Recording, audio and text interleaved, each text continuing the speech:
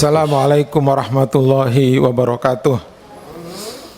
Pimpinan dan anggota Komisi 4 yang saya hormati, Bu Menteri beserta seluruh jajarannya. Mendengar apa yang disampaikan oleh Bu Menteri dan pendalaman teman-teman semua, saya ingin mengatakan bahwa sepertinya pemerintah ini sudah lelah dan kehilangan fokus. Anggaran Kementerian Kehutanan Lingkungan Hidup dipotong 500 miliar. Bu Kiki bilang tadi bahwa negara ini tidak hanya lagi sakit, tapi juga sedang dikepung oleh bencana-bencana. Nah, pemotongan anggaran ini menurut saya ini adalah bentuk ketidakpekaan kita di tengah banjir, tanah longsor, dan segala macam bencana-bencana alam yang disebutkan tadi itu. 500 miliar itu sudah begitu 67% diambil dari program pengelolaan hutan lestari berkelanjutan. Padahal arahannya tadi itu adalah biaya rapat, paket meeting segala macam, tapi 67% dari 500 miliar itu diambil dari program hutan berkelanjutan. Jadi apa yang kita bicarakan dari tadi?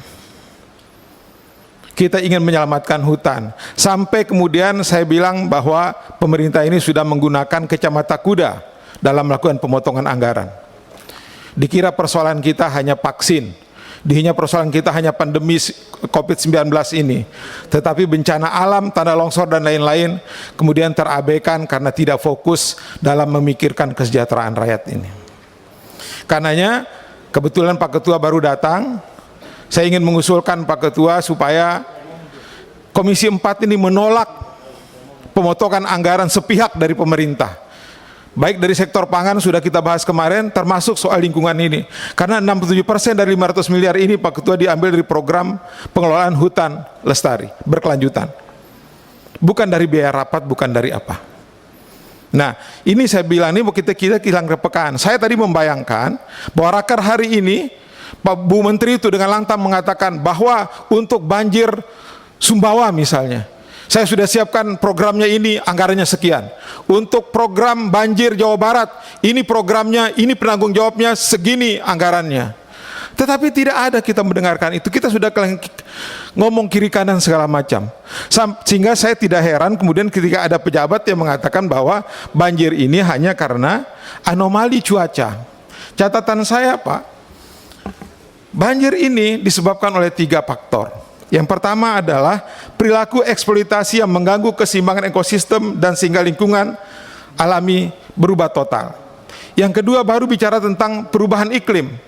Dan yang ketiga adalah laju deforestasi, kerusakan hutan kita yang sangat tinggi dari tahun ke tahun. Nah, kalau menyambung dari Bang Hoir tadi itu bahwa dikatakan bahwa tidak berkurang, saya mencatat tidak kurang dari 23 juta hektar hutan Indonesia mengalami kerusakan dan beralih fungsi selama periode tahun 2000 sampai 2017. Hutan di Kalimantan berkurang lebih dari 8 juta hektar. Hutan di Sumatera 6 juta hektar berkurang. Begitupun hutan di Pulau Jawa yang kini tersisa kurang dari 1 juta hektar. Laju kerusakan kita itu begitu tinggi, Bu. Jangan dinafikan. Nah, sudah begitu, para pembalak-pembalak liar di Indonesia ini kan hidupnya paling enak. Tidak dituntut pidana seperti diceritakan oleh Pak Dori tadi itu, uangnya pun tidak dituntut. Kita rugi 2 kali. Ya, dalam RDP kemarin Pak Gakum juga mencatat, kami mencatat di Komisi 4 ini ada potensi ya di para pembalak-pembalak liar di 8 perusahaan itu sebesar 577 triliun. Ya, pertama kerugian negara akibat tidak dipungutnya pendapatan negara bukan pajak untuk kebun pada 878 unit perusahaan adalah sebesar 284,1 triliun. Kerugian negara akibat tidak dipungutnya pendapatan negara bukan pajak untuk tambang pada 1.707 unit perusahaan adalah sebesar 292,9 triliun. Sehingga totalnya adalah 577 triliun. Jadi Bu Menteri, kalau data-data ini kemudian disampaikan kepada Presiden, ya mungkin Pak Presiden akan membentuk komisi pemberantasan kerusakan hutan misalnya. Ya, kalau misalnya Gakum atau kementerian tidak sanggup lagi untuk menagih ini. Ya, kita perlu melibatkan polisi, kita perlu melibatkan jaksa. Ya, kita rekomendasikan agar kita membentuk komisi pemberantasan kerusakan hutan. Biar jelas. Ya, sehingga dengan demikian, kalaupun kita dikurangi sekitar 5 miliar itu ada potensi uang di kita ini, Bu. Ya, jangan sampai orang merusak hutan, dia tidak dituntut pidana, tidak juga ditagih hutangnya, akhirnya keenaan mereka. Ya, datanya sudah diserahkan kepada pimpinan waktu RDP sebelumnya. Nah, berikutnya, kalau kita bicara tentang banjir, begitu, ya, cukuplah kita itu menyalahkan alam ini, situasi iklim segala macam tadi itu. Saya kelas 4 SD saja sudah diajarkan tentang siklus hidrologi, Bu. Bahwa hujan turun ke hulu sungai, kemudian dialirkan melalui sungai, ya sebagiannya ditahan oleh kayu, ya. Nah, kemudian dia ke laut naik ke awan melalui kondensasi turun lagi sebagai hujan. Begitu, nah itu namanya siklus hidrologi. Dan hujan ini bukan baru tahun ini turun. Ya, sudah lama sejak bumi ini ada gitu. Nah, karenanya apa? Dari 3 faktor yang saya sebutkan tadi itu, ya satu hanya bicara anomali itu. Dan semua bangunan-bangunan air, Bu, yang mengatur tentang apa?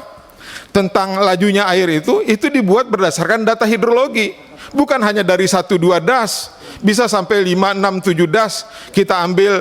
Kalau disebut tadi El Nino, El Nina segala macam itu. La Nino, La Nina segala macam kan. La Nino itu Jawa, La Nina itu Sunda gitu, kira-kira begitu. Ya, dan semua itu kan dirancang dari data-data hidrologi yang kita punya untuk membangun bangunan air yang disebut sama Pak Daudi tadi, kayak bendungan, cek dam segala macam. Sehingga kita tidak perlu kemudian tiba-tiba bicara tentang perubahan cuaca. Pembuatan bangunan-bangunan air itu berdasarkan banjir 1000, Bu, banjir 500, banjir 100, banjir berkala-berkala seperti itu. Ya, saya tahu sedikit lah karena saya pernah pelajari ini ketika di teknik sipil dulu. Nah, jadi jangan dikatakan bahwa banjir karena curah hujan, Bu, memalukan itu. Tetapi ada laju deforestasi, ada daya dukung lingkungan yang kita rusak. Ya, ada perbuatan eksploitasi hutan kita yang kita rusak. Nah, karenanya kita meminta agar hal-hal itu juga disampaikan secara fakta dan data gitu, biar kerja-kerja kita ini bisa kita terukur. Terakhir, Pak Ketua, saya meminta pada Raker Komisi 4 dengan LHK pada tanggal 14 September 2020 yang lalu, kita meminta kepada Menteri untuk menyusun program konseptual dan terpadu untuk pelaksanaan kegiatan peningkatan daya dukung das dan hutan lindung serta pemberdayaan masyarakat di sekitar hutan. Itu adalah kesimpulan kita. Karenanya saya ingin menagih ini, Pak Ketua, agar kita mempunyai gambaran bagaimana rencana kementerian itu ke depan. Nah, jadi itu yang bisa saya sampaikan untuk pendalaman ini. Terakhir, Pak Ketua, waktu rapat dengan Raker dengan Menteri Pertanian tanggal 14 September, salah satu keputusan Komisi 4 itu adalah bahwa Komisi 4 belum dapat menerima konsep pengembangan pangan dengan pola food estate. Nah, Bu Menteri tadi bicara tentang food estate. Nah, untuk itu Pak Ketua, saya juga ingin menagih hal yang sama. Gitu. Kita Komisi 4 ini tidak mendukung pola pengembangan pangan dengan pola food estate, sehingga kita meminta kembali kepada Menteri Kehutanan ini agar membuat analisanya, ya, supaya sama perlakuan kita antara Menteri Pertanian dengan Menteri Kehutanan. Jangan di Menteri Pertanian kita bilang kita belum bisa mendukung, tetapi di Kehutanan kita meloloskan anggarannya. Karenanya ini perlu menjadi perhatian kita semua, Pak Ketua, biar kita konsisten dalam membuat kebijakan. Assalamualaikum warahmatullahi wabarakatuh.